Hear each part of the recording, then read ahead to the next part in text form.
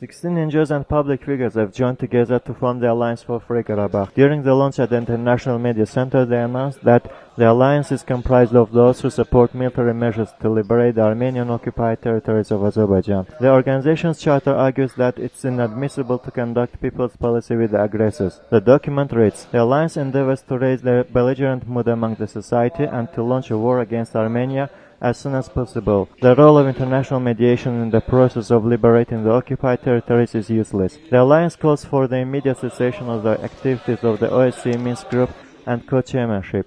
Dangerous processes are underway in Azerbaijan. Some organizations are under pressure to oppose this war, but we are totally against this. Azerbaijani people should feel a strong desire for a revenge, and support for war should be increased. The Azerbaijani government should listen to the people and liberate the occupied territories through military means," stated Akif Nakhed, the chairman of the Karabakh Liberation Organization.